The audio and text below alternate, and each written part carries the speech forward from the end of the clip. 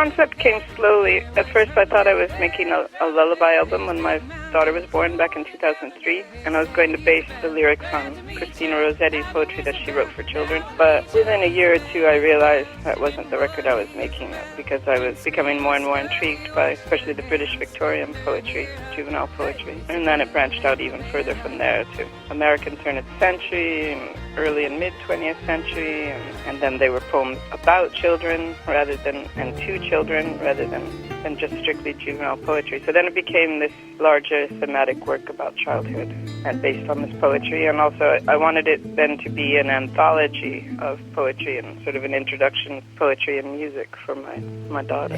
Well, she was the inspiration, but in the end it's more of an adult album, although children appreciate it. A lot of the poems that I chose, most of the poems had strong central characters. I would think of myself as an illustrator, to decide who the character was and how I wanted to render the character through music. And sometimes it was the rhythm of the poem that guided me, sort of pointed in a certain stylistic direction.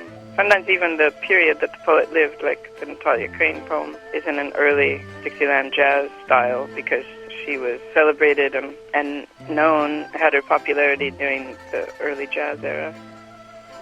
Or King of China's Daughter as a Chinese music ensemble to reflect the place that I wanted to put people, where the poem put me initially, and where I wanted to place people when they heard the song and read the poem.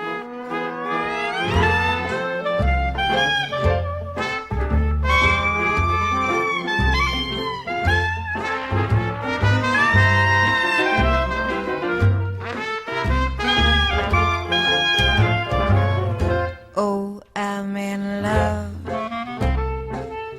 with the janitor's boy. I have really broad taste. I really love folk music, both American, British folk music, and Central European and Eastern European folk music. I love reggae music, early Western music, early Baroque, pre-Baroque, like Renaissance and medieval music. I love salsa music, and fado, and a lot of West African artists I really like, especially artists from Ghana and Mali. And so I have really broad taste.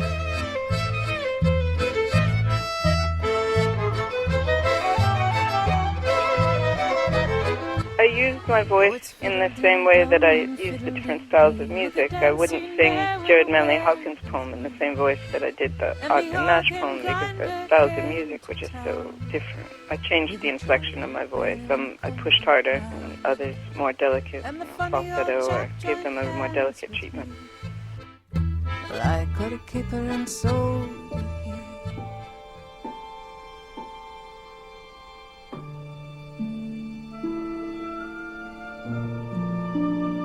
Yeah, I have favorites. They move around.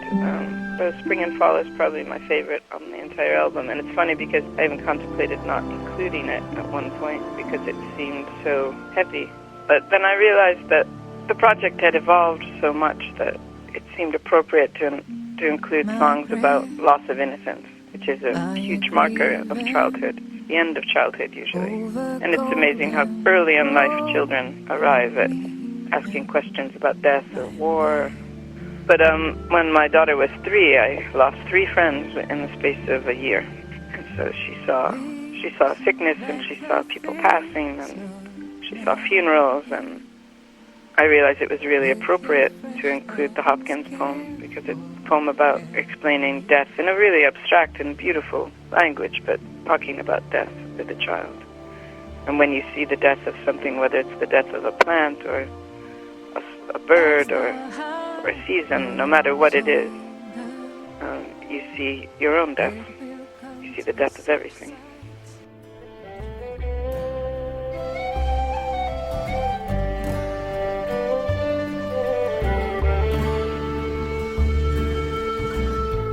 Yeah, I'm really proud of this project.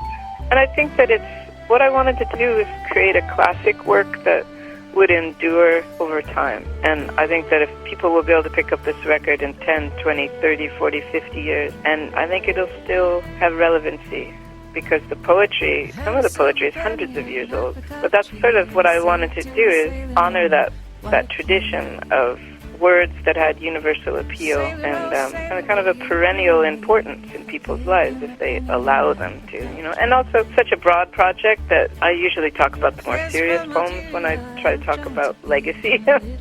But there's also something really wonderful in the nonsense verse and the nursery rhymes and this oral tradition that I think is dying, sadly, in our culture. It's my attempt to sort of infuse that with a little bit of life, blood. Your penny and your apricot tree, and I'll bring your presents back from the sea, from over the sea.